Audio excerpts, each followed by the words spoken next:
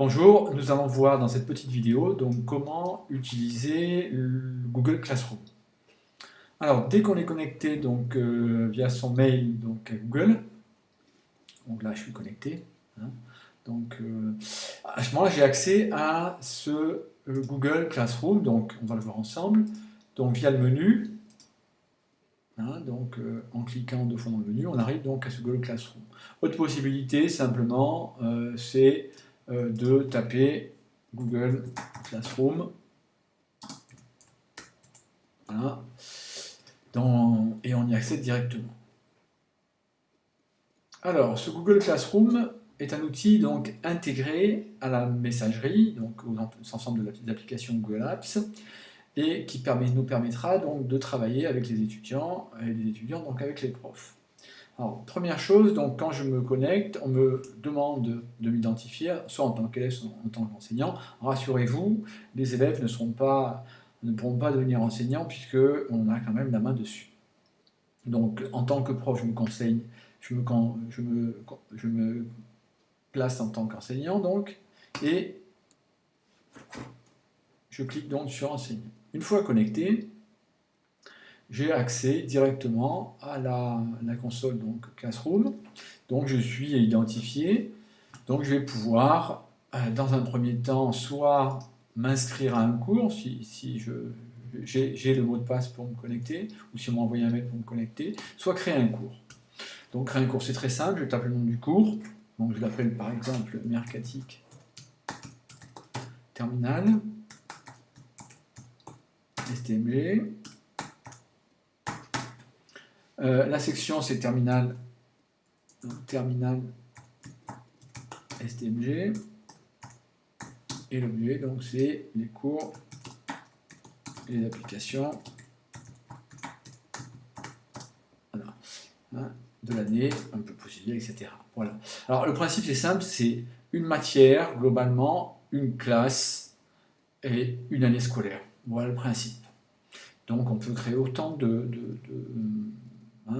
l'année scolaire, alors je vais préciser quand même, 2016. Voilà, alors je crée donc mon cours, une fois créé, je peux bien sûr le modifier, etc. Alors le cours créé, je le vois apparaître, alors directement ici voilà, donc dans mon menu qui est ici, hein, donc le cours, les cours que je gère moi ou les cours auxquels j'appartiens, hein, puisque je peux être prof mais aussi élève d'un autre cours. Alors rapidement on va se connecter donc dans ce cours dont on est le prof. Donc le principe est très simple. Pour ajouter des éléments, je clique sur plus. Donc je peux créer donc, des annonces. Je dépose une annonce, ça me permet de créer. Donc, voilà. Après, je peux mettre une information, un copier-coller de texte, un fichier, ce que je veux. Par exemple, le programme de l'année. Sans doute, en général, c'est ce que je dépose en premier lieu. Donc, je n'ai pas de thème récurrent, mais éventuellement, je peux créer un thème. Hein.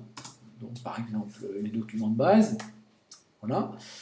Mais je pourrais taper du texte un peu plus si j'avais envie, donc sous forme de tableau. Voilà. Je peux donc, en complément de cet élément, joindre un fichier, le fichier qui correspond. Hein. Donc je vais en chercher un. Donc je vais aller dans Documents, dans NRC, puisque moi je suis en NRC. Voilà. J'ai bien donc en pédago des prévisionnels. Alors je vais prendre les derniers existants. Hein. Voilà. Donc j'ai mes prévisionnels. Donc que je vais pouvoir, alors là c'est un exemple hein, bien sûr, que je vais pouvoir déposer donc directement. Voilà. Et donc je vais l'importer. Voilà, donc mon prévisionnel donc, a été déposé. Hein. Je pourrais éventuellement aussi utiliser les fichiers que j'ai dans le Drive. Si jamais je dépose mes fichiers dans le Drive, je peux utiliser donc directement mon Drive, donc, que ce soit donc, mon Drive Classroom ou d'autres choses. Hein. ou bien importer les fichiers aussi directement dans le Drive, puis après dans Classroom. Voilà. Je peux aussi, bien sûr, ajouter des vidéos. Hein. Donc, si par exemple, j'ai envie de mettre une vidéo sur la vente, hein, donc technique de vente, je cherche une vidéo.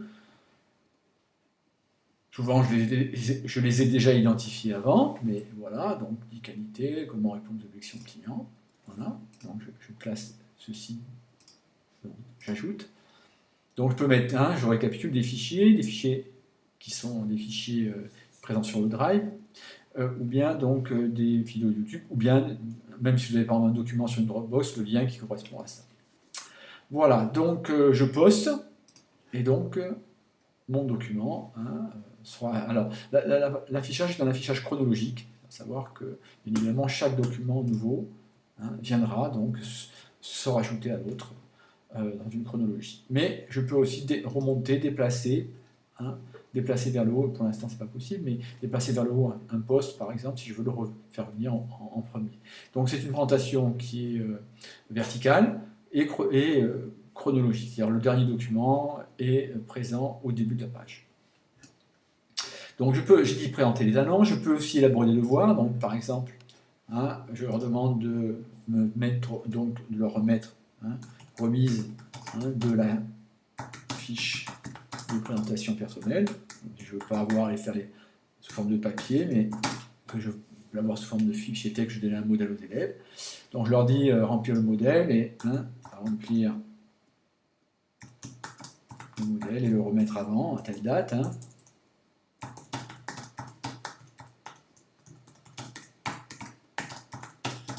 Voilà.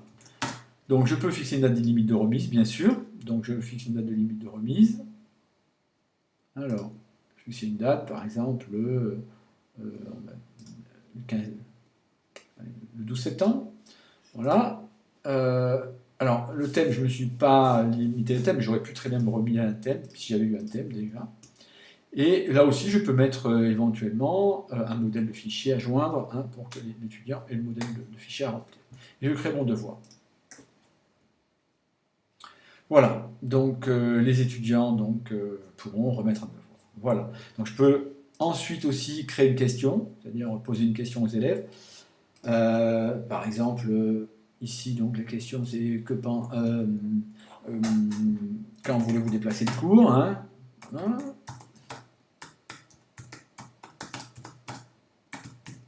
Voilà. Bien une question qui porte sur un document que vous avez remis.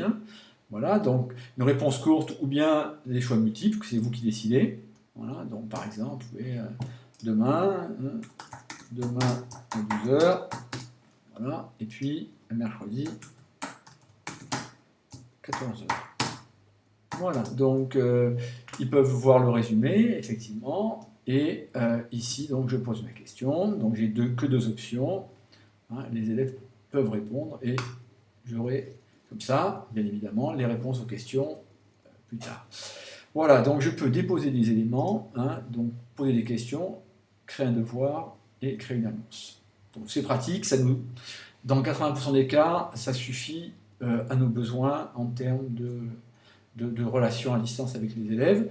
Donc ce qui est aussi possible, c'est que les élèves peuvent commenter, peuvent apporter des éléments de commentaires, mais c'est nous qui déciderons, on verra, selon les droits qu'on peut leur afficher, parce que ça peut être un petit peu gênant.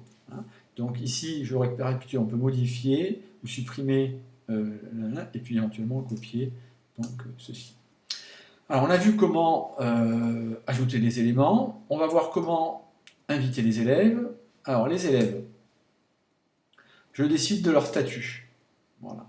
Donc je fais bien attention à... alors je peux définir au départ le droit, laisser le droit, donc soit publier, soit uniquement faire des commentaires, d'accord, voilà, donc ils ne peuvent pas poster, et sinon on peut limiter les droits uniquement au prof. Donc ça c'est à vous de décider, et puis en cours de route, si vous voyez qu'il y a des choses qui ne fonctionnent pas, vous pouvez très bien les modifier. Je pense que dans un premier temps, selon les périodes, je pense qu'il vaut mieux commencer avec seul l'enseignant peut publier, de manière à éviter les problèmes, et puis au fur et à mesure du fonctionnement de la classe, voir comment on peut évoluer. Alors, voilà pour ceci. Donc maintenant, on peut inviter les élèves. Donc si on a une liste d'élèves, on peut les inviter donc individuellement. On va voir comment. Voilà. Donc si on a la liste d'élèves, le plus pratique souvent, c'est d'avoir une liste d'élèves et de faire des copier-coller dans les noms. Hein. Donc, par exemple, je vais taper, puis récupérer une petite liste d'élèves quelque part. Et je vais copier-coller une liste. Donc Dupont. Là. Vous voyez, donc Jeanne Dupont, Clément Dupont, etc. Et puis Durand, pareil. Hein, voilà. Donc donc il n'y a pas de Durand. Donc je vais essayer.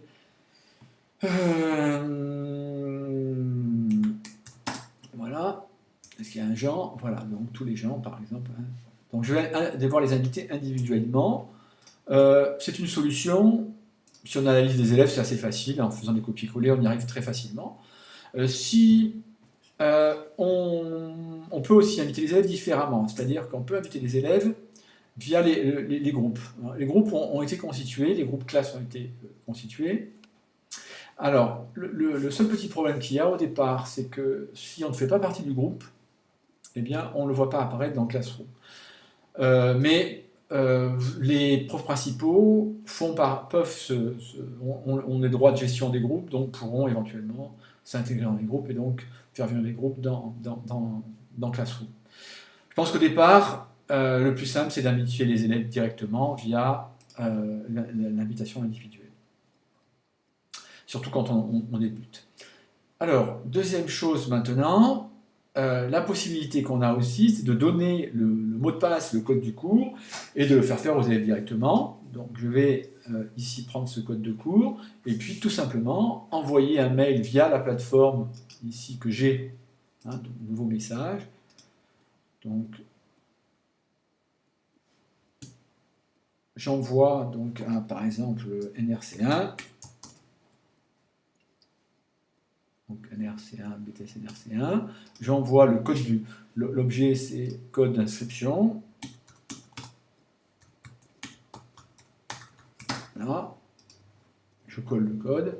Le code, c'était le 3BQ B6C.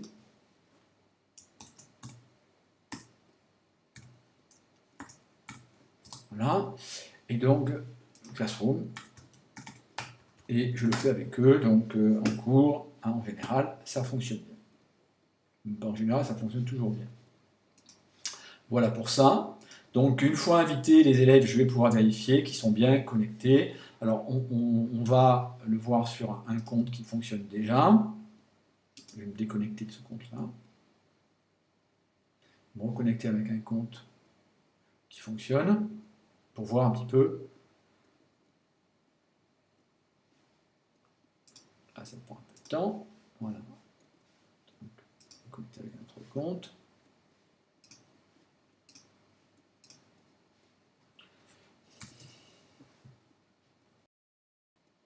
Alors, donc pour aller voir sur Classroom, donc quand on est connecté déjà sur son compte, une fois qu'il fonctionne, hein, donc rapidement, on va taper Google Classroom. Voilà. Alors voilà donc l'exemple d'un compte Google Classroom fonctionnel, déjà.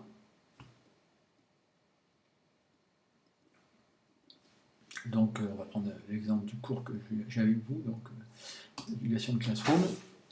Voilà, donc j'ai la possibilité, hein, comme on l'a vu tout à l'heure, de mettre des documents, de poser des questions.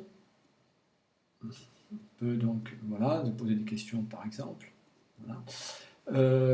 De remettre un travail, éventuellement, de mettre des résumés de cours, etc., etc. Donc on a rapidement donc, ce menu ici, donc, qui nous permet d'accéder à nos différents cours. Voilà, donc ceux auxquels on est inscrit et ceux qu'on a à gérer. Petite précision aussi quand même, pour inviter des collègues à travailler avec nous, hein, donc il faut aller dans « À propos » ici, et ici on peut rajouter donc inviter les enseignants. Donc quand on invite quelqu'un en tant qu'enseignant, bien il aura les droits de mettre des documents, de commenter, etc. Donc, on peut travailler à plusieurs sur le même cours, hein, ça peut être pratique, donc j'ai fait le test avec quelques-uns de mes collègues, donc ça fonctionne bien. Donc je récapitule. Donc on a un menu ici à droite qui nous permet d'avoir accès à nos différents cours. On a, une fois dans le cours, accès à tous les éléments, donc les flux ici, éventuellement, donc élaborer un devoir, poser une question, utiliser les postes, quand on veut les déplacer d'un cours à l'autre. Remonter, supprimer un poste aussi, c'est possible. Puis si on veut importer une photo, modifier les éléments de présentation, c'est aussi relativement facile. Voilà.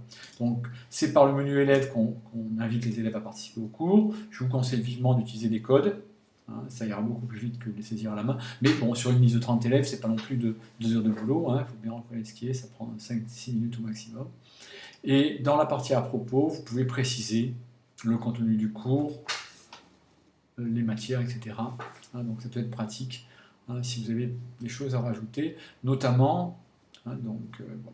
Alors dernière chose quand même que je voulais dire, c'est que tous les cours qui sont déposés en double dans tout ce qu'on leur a mis dans Classroom sera déposé bien évidemment synchronisé via le Drive, et on y a accès aussi via le Drive, mais on pourrait le voir ça dans une autre vidéo donc consacrée à Google Drive.